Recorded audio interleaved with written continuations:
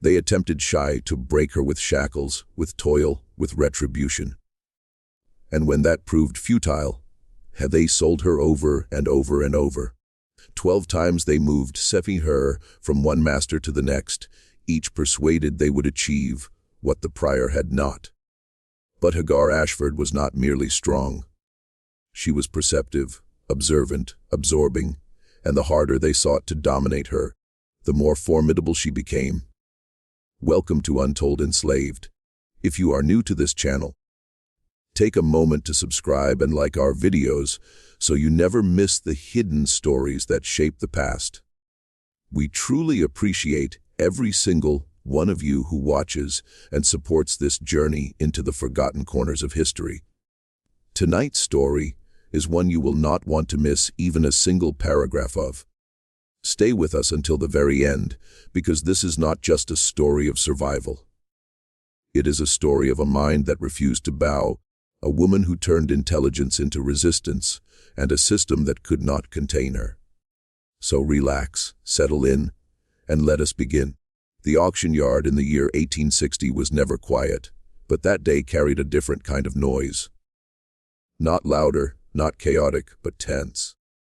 The kind of tension that moves beneath conversation, beneath movement, beneath the surface of what appears normal. Buyers stood in small clusters, their voices low but sharp, discussing value, strength, endurance, as if human life could be reduced to measurements and numbers written into a ledger. The enslaved stood in lines, their bodies still, their futures uncertain, their identities already being rewritten before the sale was even complete. It was a place where names were spoken only long enough to be replaced, where memory was treated as something that could be erased with enough distance. Then she stepped forward. Hagar Ashford. She did not look like the others, not because she was untouched by what surrounded her, but because she refused to let it define how she stood within it. She was taller than most, her presence unmistakable, even before her name was called. Her shoulders were straight, not in defiance, but in something deeper, control, awareness. Her eyes did not move the way others did, searching for safety, avoiding attention. They observed, measured, understood, and that alone made people uncomfortable. The auctioneer noticed it immediately. He had seen thousands pass through that yard, had learned to read posture, fear, compliance. He knew how to speak about them, how to present them in ways that increased value, how to hide what needed to be hidden and exaggerate what needed to be sold. But Hagar did not fit into the language he was used to using. There was no easy way to describe her. Strength, yes. Health, yes. But there was something else, something he could not name in a way that would not raise concern. Still, he began. Strong woman, he called out, his voice carrying across the yard. Built for labor, capable, experienced. A man stepped forward, studying her closely, his eyes narrowing slightly as he took in her posture, her stillness, the way she did not shift under attention. Does she follow orders? He asked. The question hung in the air longer than it should have. The auctioneer hesitated just for a second, then answered. She works. It was not the answer the man had asked for, and everyone knew it. Hagar spoke, not loudly, not with force, but with clarity. I understand orders. The yard went still. A few heads turned. A few men shifted their stance, but she was not finished. I just choose which ones deserve to be followed. Silence settled heavily across the space. The kind that does not come from confusion, but from disruption. The man's expression changed immediately, his interest sharpening, not fading. She will be difficult, he said. The auctioneer forced a small laugh, trying to regain control of the moment. All of them are at first, he replied. But Hagar did not look away, did not lower her gaze, did not correct herself because she had not misspoken. She had stated something she believed, and belief like that was dangerous. The bidding began higher than expected, not because she was easy, but because she was a challenge. And men like that did not walk away from challenges. They tried to conquer them. She was sold for a price that reflected not just her strength, but the risk no one fully understood yet. The first plantation believed in discipline, not just in punishment, but in structure, in routine, in control that extended into every part of a person's life until there was nothing left untouched by it. From the moment Hagar arrived, that system began to test her, not because she challenged it openly, but because she did not respond to it the way others did. She worked. That was never the issue. Her hands moved with strength and precision, her body capable of enduring the physical demands placed upon it. But work alone was not enough. Obedience was required. Submission was expected.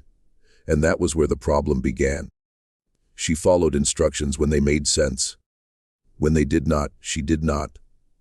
The overseer noticed quickly. He had dealt with resistance before, allowed defiance, anger, refusal. Those things could be met directly, punished, broken down over time. But Hagar was different. She did not raise her voice. She did not argue without reason. She did not create disruption for the sake of it. She simply chose, and that choice unsettled him. "You will do as you are told," he said one afternoon, his voice firm, his posture meant to reinforce the structure he represented.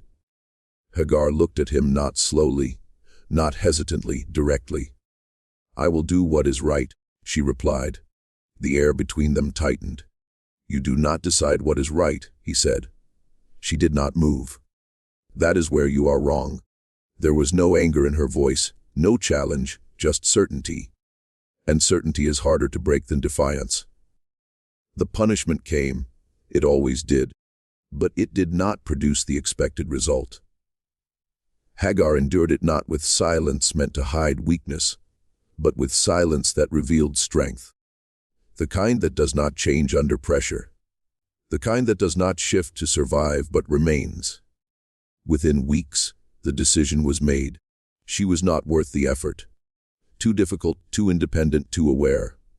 She was sold again. The second plantation believed in control through calculation. Less force, more manipulation. The master there saw something different in Hagar. Not just a problem, but an opportunity. He spoke to her directly. "You are intelligent," he said. She said nothing. "That can be useful," he continued. She met his gaze. "Or dangerous." He smiled slightly. "That depends on you." She shook her head. "No, it depends on you." The conversation ended there. But the balance had already been established. He tried to use her intelligence to guide others to create order. But intelligence that is aware cannot be redirected easily. Hagar did not become what he expected. She did not influence others in the way he wanted. She influenced them differently, quietly, by example, by presence, by refusing to disappear into obedience. Others began to watch her, not openly but carefully. They saw how she moved, how she chose, how she remained herself in a place designed to erase identity, and something began to shift. Small at first, but real. The master saw it and understood. This was not control. This was influence, and it did not belong to him. She was sold again. By the time she was sold the fourth time, her name had begun to carry weight. Not widely, not openly, but enough. Hagar Ashford, the woman who could not be controlled, the one who worked but did not submit, the one who listened but did not obey blindly. Some refused to buy her at all. Others sought her out to test themselves, to prove something, to win.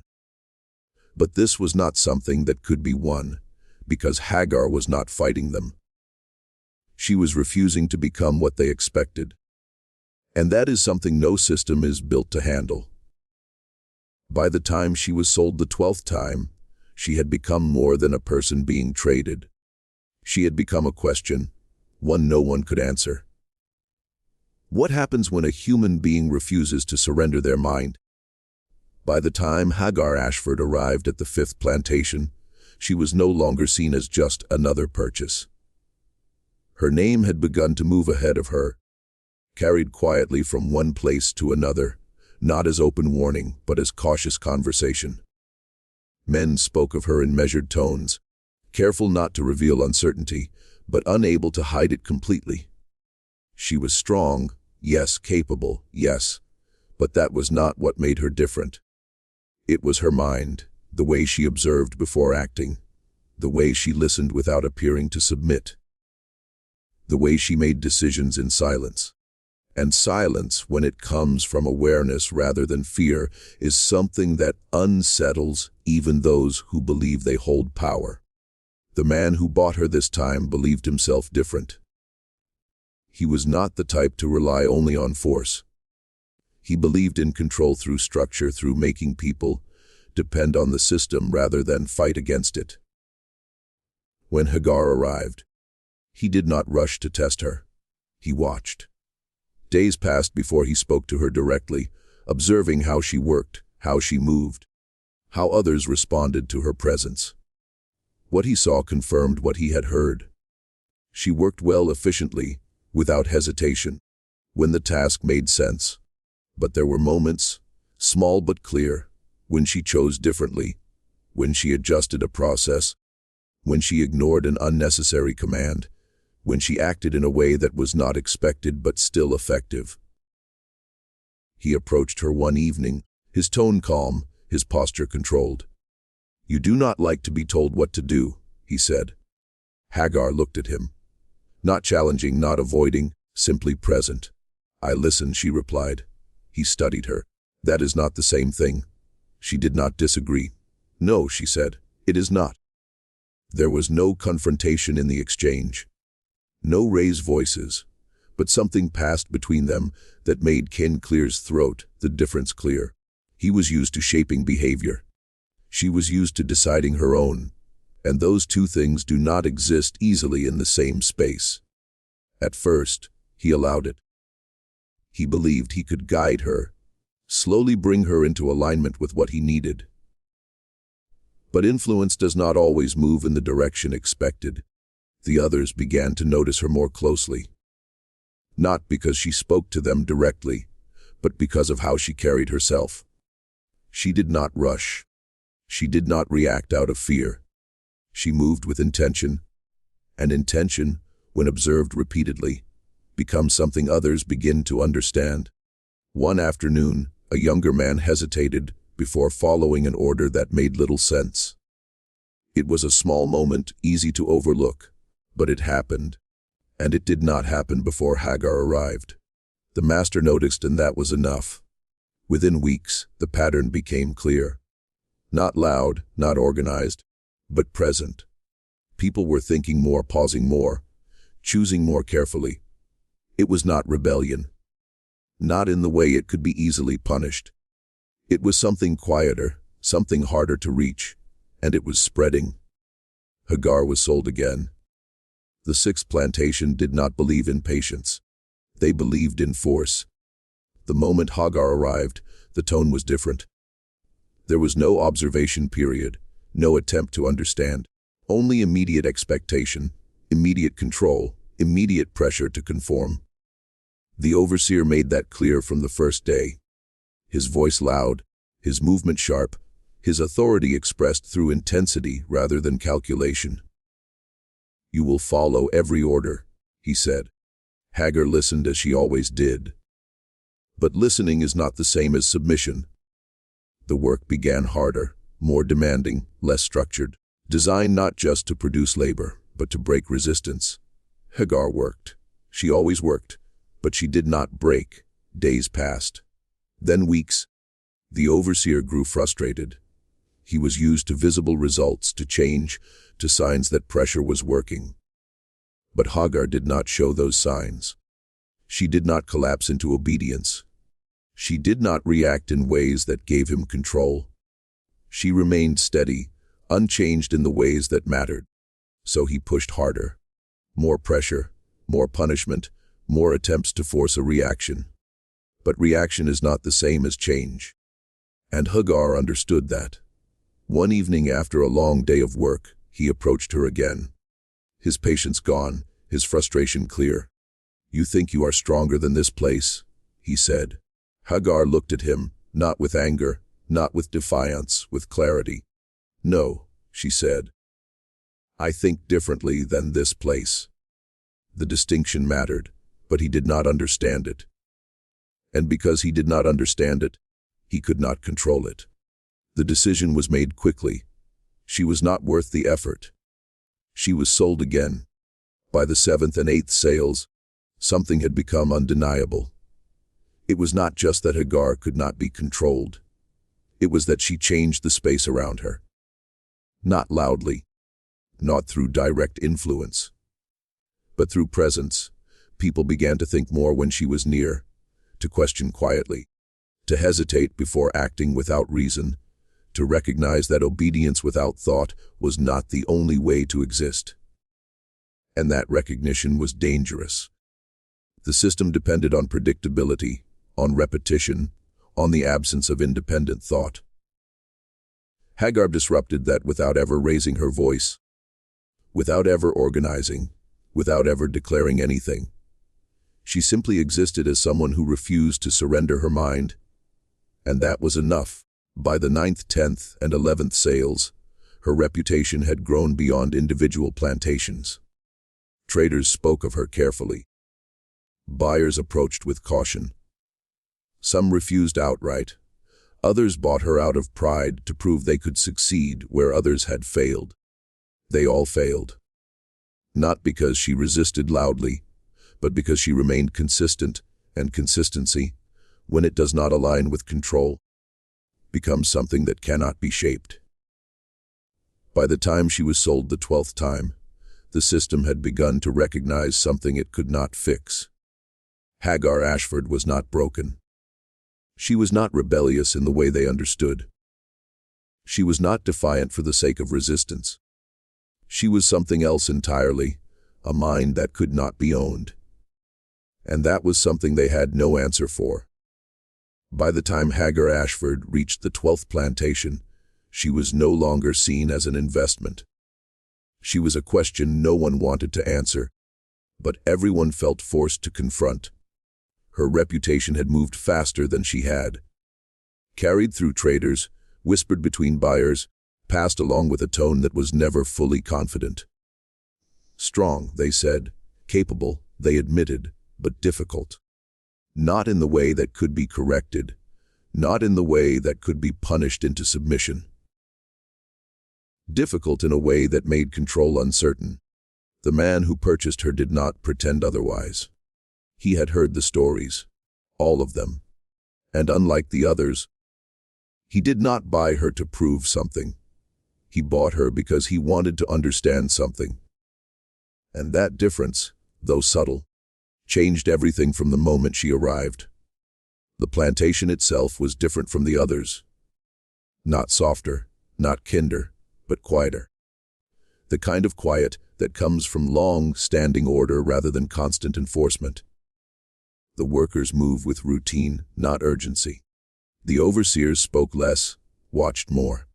It was a place where control existed, not just through force, but through structures so deeply embedded that it no longer needed to announce itself.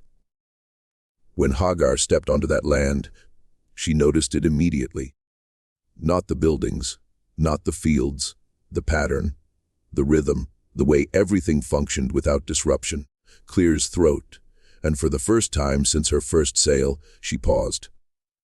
Not physically, but mentally, because this place was not built to break resistance. It was built to absorb it. The master did not meet her right away. He watched first. Days passed as he observed her from a distance, noting how she worked, how she moved, how she interacted without ever appearing to engage directly. She did what was required.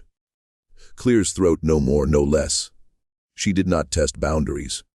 She did not push against orders unnecessarily. But she did not disappear into them either. She remained present, aware, separate in a way that could not be easily explained, but was impossible to ignore. Others noticed it too, not because she told them anything, but because she did not carry the same tension. And tension, when absent in a place built on it, becomes visible. When he finally approached her, it was without announcement. No audience, no display of authority, just a man walking towards someone he had decided to understand rather than control. "You have been sold many times," he said. Hagar looked at him. "Yes." He nodded slightly. "That usually means something is wrong." She did not respond immediately. Then she spoke. "It means something does not fit." The answer settled between them. Not confrontational, not defensive, just clear. He studied her for a moment longer. "And what is it that does not fit?" he asked. She met his gaze without hesitation. "Your system expects obedience without thought. I do not function that way." The difference between this plantation and the others became clearer over time. There was no immediate attempt to force her into compliance beyond what was necessary. No escalation of punishment. No effort to break her in the ways others had tried.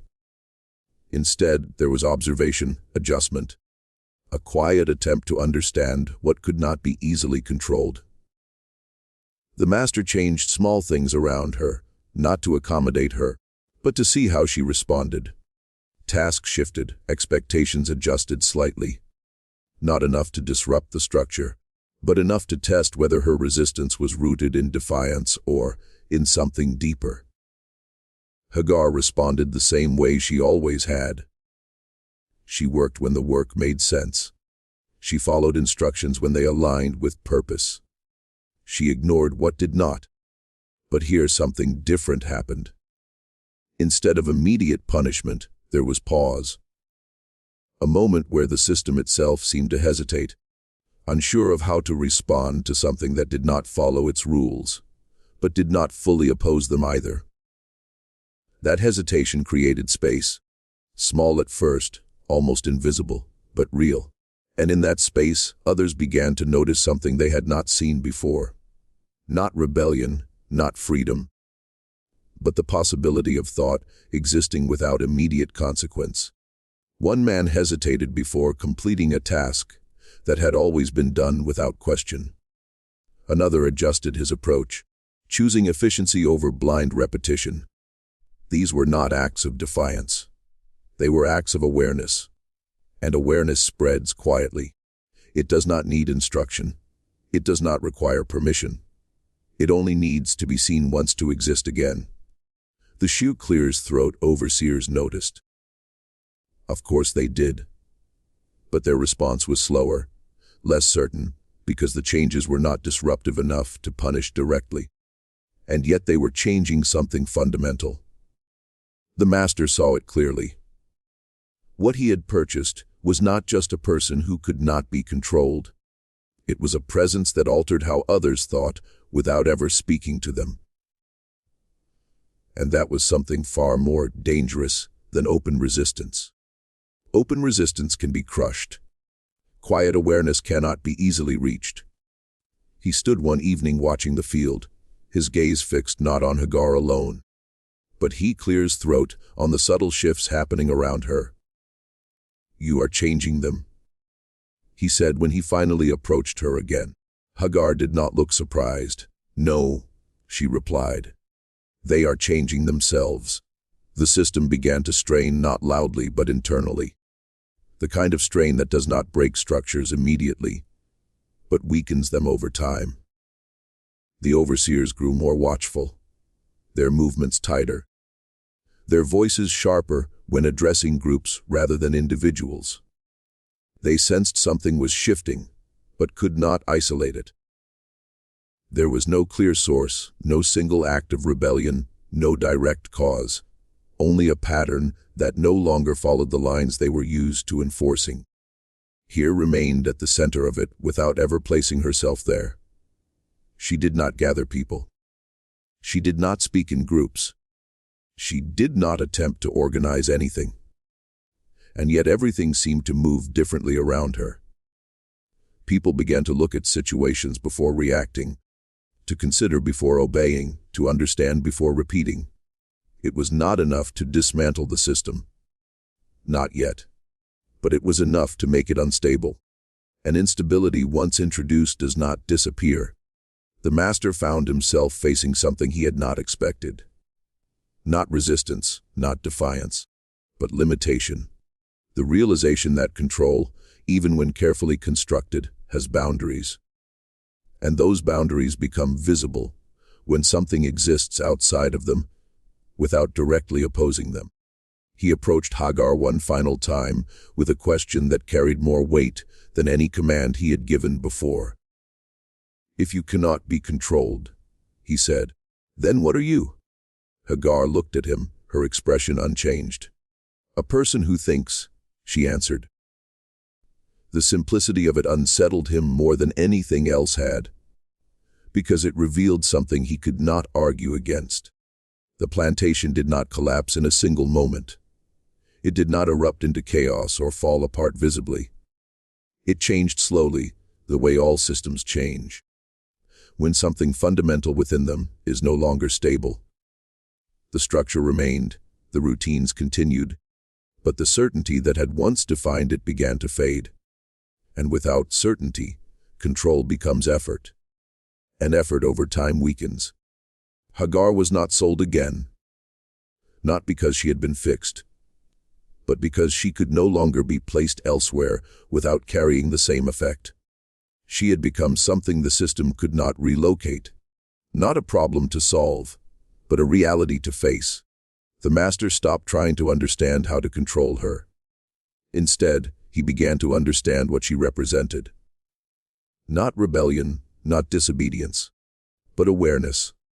The one thing the system was never built to handle. And once awareness exists, it cannot be removed. It can only spread slowly, quietly, until it reaches a point where the structure around it must either change or break. Hagar Ashford remained not as someone who fought the system directly, but as someone who exposed its limits simply by existing, and sometimes is the most powerful resistance of all. The change did not stay contained within the boundaries of that plantation. Systems like that depend on isolation to survive, on the belief that each place exists on its own, untouched by what happens elsewhere. But Hagar Ashford had already proven something they could not undo. She had moved through 12 different plantations, 12 different systems of control, 12 different attempts to shape her into something obedient. And each time she had left behind something they could not erase. Not rebellion, not destruction, but awareness. And awareness travels even when people do not. Traders carried it first, though they did not realize what they were spreading. Conversations between sales, quiet remarks exchanged between buyers, observations passed along in ways that seemed casual but were not. There was a woman, they said, strong, intelligent, not easy to manage. But those words did not capture the truth. What they were really describing was something they did not understand. A person who did not respond the way the system required. And every time that description was repeated, it planted something. A question, a doubt, a possibility that control was not as complete as it appeared. On nearby plantations, small changes began to appear.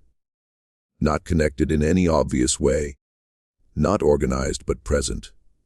A worker pausing before following an unnecessary command. Another choosing a more efficient method instead of repeating what had always been done. A quiet refusal that did not escalate into punishment because it was not obvious enough to justify it. These were not acts of open resistance. They were acts of thought, and thought, once it begins, does not need permission to continue. The owners began to notice patterns they could not explain. Productivity did not collapse. Work still happened, but something had shifted. The certainty of obedience was no longer absolute. There were moments of hesitation, moments of choice, moments where the system did not operate as smoothly as it once had. And those moments created tension. Not enough to cause immediate reaction, but enough to create unease, enough to force attention. Back on the plantation where Hagar remained, The master could feel that shift extending beyond his land. He heard it, hay clear's throat, in the way traders spoke. In the way neighboring owners began asking different questions, not about strength, not about endurance, but about behavior, about thought, about control. And for the first time, he understood something clearly. This was no longer about one person. This was about what one person had revealed. Chapter 5. Hagar did not move differently. She did not change her behavior to match the growing impact around her. She continued as she always had, working when necessary, observing always, choosing deliberately. But the effect of her presence had reached a point where it no longer depended on her direct interaction. Others had begun to internalize what they had seen, not consciously, not as a decision, but as a shift in how they understood their own actions. One evening, as the sun lowered and the air cooled, a small group gathered near the edge of the field. Not openly, not in a way that would draw attention. Just a few people standing closer than usual, speaking more quietly than normal. Hagar was not among them. A music, she did not need to be. The conversation was not about her directly, but it was because of her. Why do we do it this way? One asked. Because we are told to. Another replied. That is not an answer, the first said. The silence that followed was not empty. It was full of something that had not existed before. The recognition that a question could exist without immediate dismissal. That thought could exist without immediate punishment. That there was space, however small, to consider something different. These moments multiplied quietly without structure, without leadership, and that made them harder to stop. The overseers could not punish a question that had not been spoken loudly. A music, they could not control a thought that had not yet become action. They could only watch as something began to grow beneath the surface of what they believed they controlled. The master saw it more clearly than anyone else. He understood systems, understood how they function, how they maintain themselves, how they responded to pressure. And what he saw now was not external pressure. It was internal change, the kind that cannot be forced out because it is not imposed from outside. It grows from within. He approached Hagar again, not with authority, not with expectation, but with something closer to acknowledgement. You knew this would happen, he said. Hagar looked at him. No, she replied. Then how did it begin? He asked. She answered simply. It was already there. The answer stayed with him longer than any explanation would have, because it revealed something deeper than cause and effect. It revealed that what he believed he controlled had always contained the possibility of change. It had just never been seen clearly enough to emerge. The structure of the plantation did not collapse. Not yet, but it was no longer stable in the way it had been. Orders were still given. Work was still done, but the space between command and action had changed. There was thought where there had once been immediate response. There was awareness where there had once been repetition. And that space, however small, was enough to alter everything. The overseers grew more aggressive in small ways, attempting to reassert control where they felt it slipping. Their voices grew sharper, their expectations more rigid, but their efforts revealed something they did not intend. The more they tried to force certainty, the more visible the uncertainty became. Because control that must constantly reinforce itself is already weakening. Hagar remained steady within it all. She did not escalate, did not push, did not take advantage of the changes in ways that would draw direct retaliation. She understood something the others did not fully see yet. Change when forced too quickly is met with force. But change that grows quietly becomes something harder to confront. The master stood one morning looking across the field, watching as the work continued, but not in the same way it always had. There was something different in the movement. Not slower, not disobedient, but aware. And in that awareness, he saw the future of what he had built. Not immediate collapse, but inevitable change. He turned to Hagar, who stood not far from him, her posture unchanged, her presence as steady as it had always been. "What happens next?" he asked. Hagar did not look away from the field. "It continues," she said. The simplicity of the answer unsettled him more than anything else, because it meant there was no single moment to stop. No single action to take. No single solution to apply. It meant the system would have to face something it had never been designed to handle. Not rebellion, not defiance, but thought. And thought, once awakened, does not return to sleep. Part 5 will continue as the tension reaches a breaking point and the system is forced to respond to something it can no longer contain. Part 5, Chapter 5. Tension does not always explode. Sometimes it stretches, tightening slowly until everything within it begins to strain. That was what the plantation had become. Not chaotic, not broken, but strained. Every movement carried a weight that had not been there before. Every command held a pause before it was followed. Every interaction felt slightly off balance, as if something invisible had shifted the ground beneath it. The overseers felt it most. They could not name it, could not isolate it, but they knew something was wrong. Control no longer flowed the way it once had. It had to be reinforced, repeated, watched more closely. And the more they tried to force it back into place, the more obvious its instability became. The first real fracture came from something small. It always does. A simple instruction given without thought, repeated the same way it had been for years. A man was told to carry a load across the field in the usual way, even though the ground had shifted from recent rain. He paused just briefly. Then he adjusted his path, choosing a route that made more sense. The overseers saw it immediately. Not the adjustment itself, but the decision behind it. That pause, that choice, that moment where obedience had been replaced by thought. He reacted quickly, his voice sharp, his authority pushing back against something he could not allow to grow.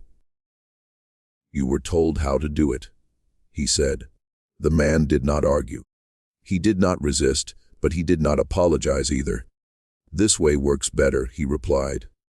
The silence that followed was not defiance. It was recognition. Others had seen it.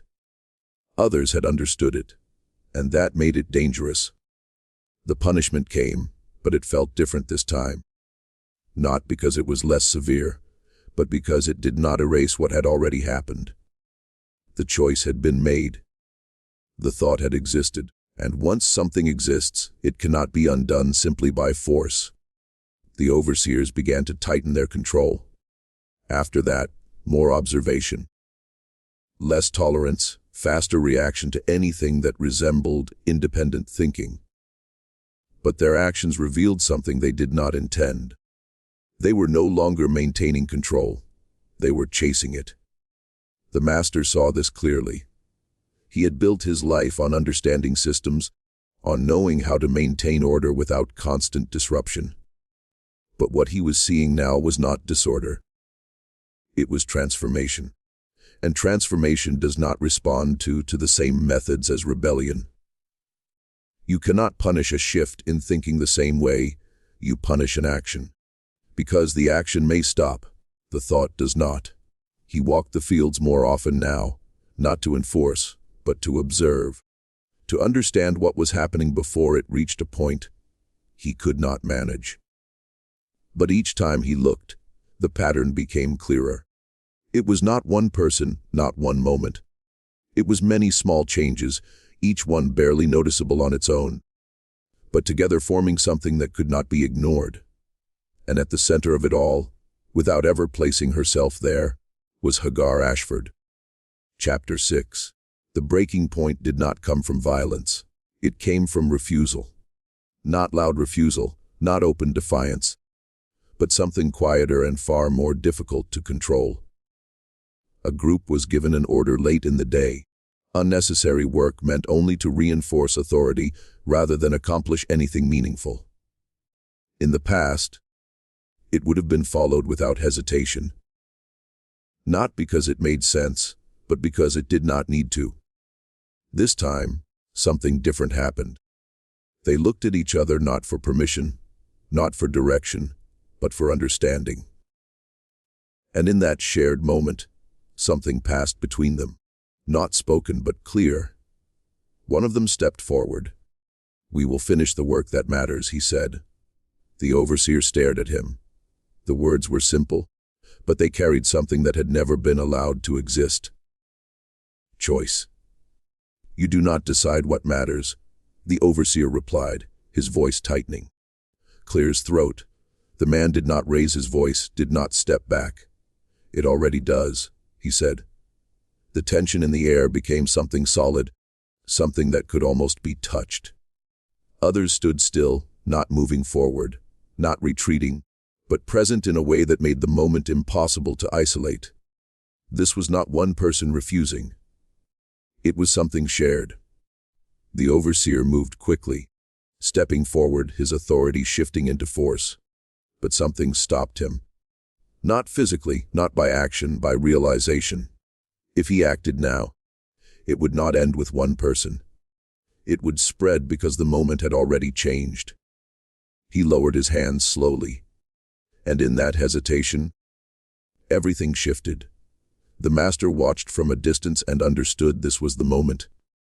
Not a rebellion, not a collapse, but a line that had been crossed. The system had reached its limit. It could not force what no longer responded to force. It could not control what no longer depended on control. He turned away slowly, his mind no longer searching for solutions, but accepting something he had never considered before. This could not continue as it had. And for the first time, the question was not how to maintain control, but what would happen if he stopped trying. Hagar stood at the edge of the field, her gaze steady, her presence unchanged. She had not led this moment. She had not spoken for it. But it had happened because of what she represented and because of what others had begun to understand. The system was not being attacked. It was being outgrown. The moment the overseer lowered his hand, something irreversible settled across the plantation. It was not loud, not visible in the way people expected change to appear, but it was final. The line had been crossed not through violence, not through rebellion, but through understanding. And once understanding reaches that point, it does not retreat. The overseers felt it immediately. The same men who once moved with unquestioned authority now found themselves measuring their actions, calculating responses instead of reacting instinctively, because something had shifted in the balance, and they could feel it even if they could not explain it. The workers returned to their tasks, but not in the same way. The rhythm was still there, the structure still present, but the certainty was gone. There were pauses where there had once been immediate movement. There were glances exchanged where there had once been isolation. There was awareness where there had once been repetition, and that awareness did not disrupt the work. It changed the meaning behind it. The system still functioned, but it no longer held absolute control over how it was experienced. And that difference, though subtle, was everything. The master did not sleep that night. He walked through the house. The same space that had once represented stability and authority, now feeling different beneath his feet. Not because it had physically changed, but because his understanding of it had. He could see the system clearly now, not as something permanent, but as something maintained. And anything that must be maintained can be altered. That realization stayed with him as he moved from room to room, the silence pressing against him in a way that demanded acknowledgement.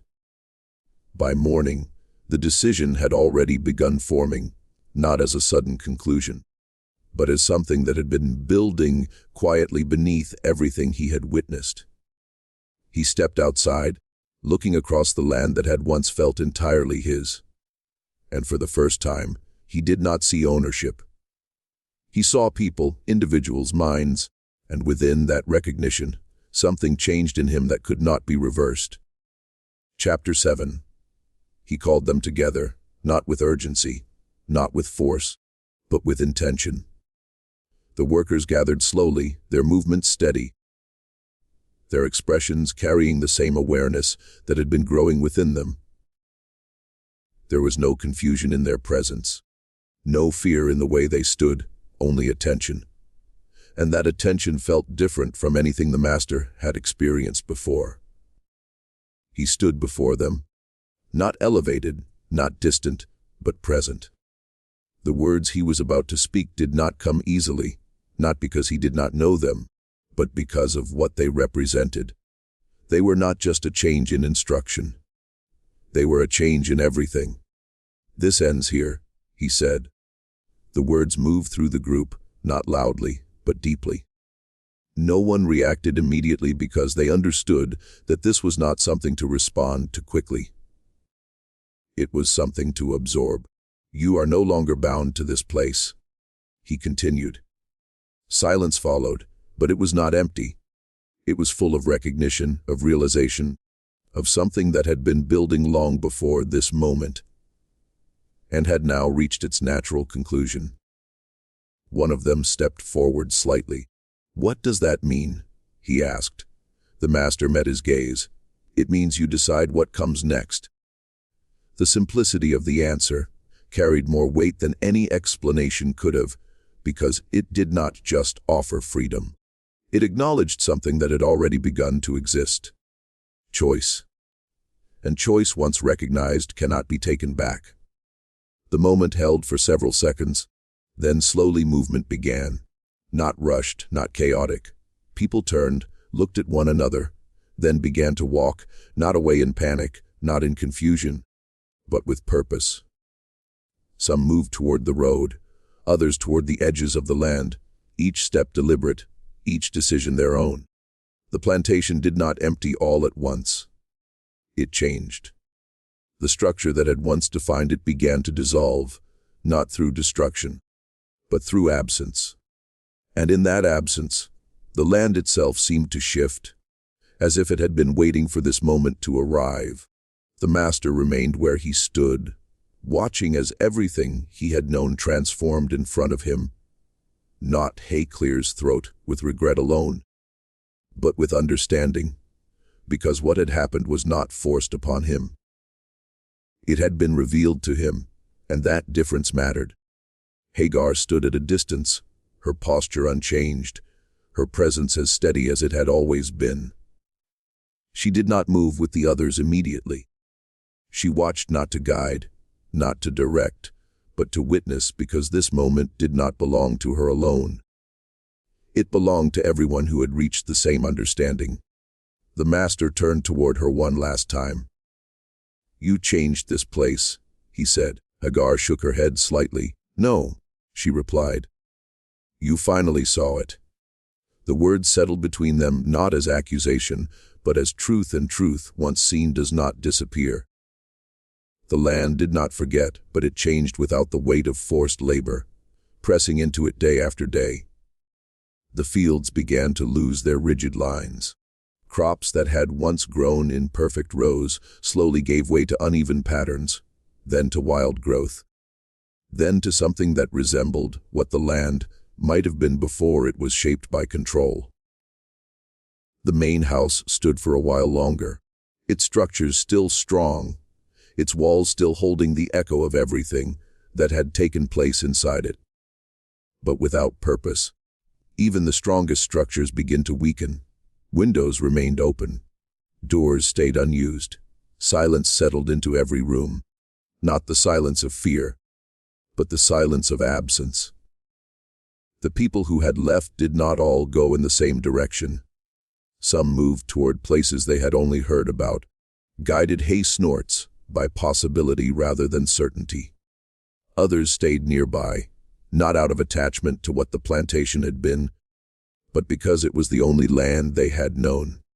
But wherever they went, something remained with them.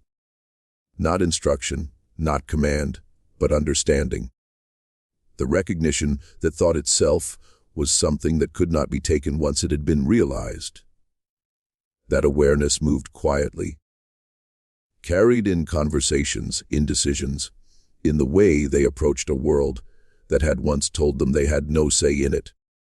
Hagar Ashford did not follow a path that could be easily traced. For a time she remained near the land, not as someone bound to it, but as someone who understood what had happened there.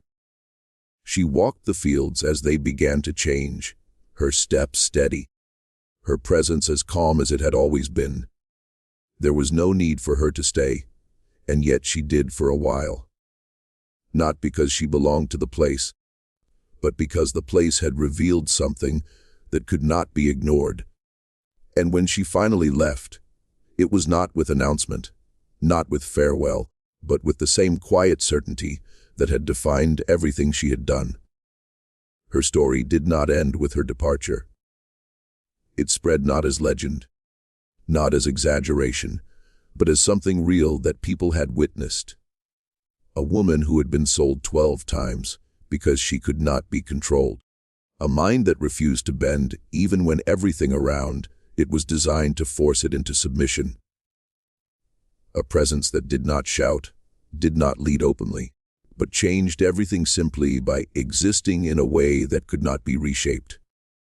Those who heard about her did not always believe every detail. Some dismissed parts of it, reduced it to something they could understand more easily. But even in those retellings, something remained. The central truth that there are limits to control. That intelligence, when paired with clarity, cannot be owned in the same way as the body. That systems built on obedience begin to weaken the moment thought is introduced into them. The master did not leave the land. Not immediately. He remained in the house for some time, not to rebuild what had been, but to sit with what he had come to understand. The silence that filled the space was no longer oppressive. It was reflective. Each day that passed stripped away another layer of what he had once believed, leaving behind something simpler. Not innocence that could not be returned, but awareness. The same awareness he had resisted for so long. When he finally left, he did so without reclaiming anything. He walked away from the house, from the fields, from the system that had defined him, carrying nothing with him but the understanding he had gained too late to undo the past, but just in time to ensure it would not continue in the same way. Years passed.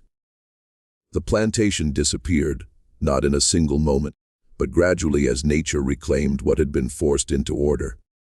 The house collapsed. The paths faded. The land returned to something that no longer held the same shape, but the story did not disappear with it. Hagar Ashford remained in memory, not as a figure of rebellion, not as a symbol of destruction, but as something far more powerful, a reminder that a human mind, once fully aware of itself, cannot be reshaped by force alone. That quiet resistance can be stronger than loud defiance. That change does not always begin with action. Sometimes it begins with thought,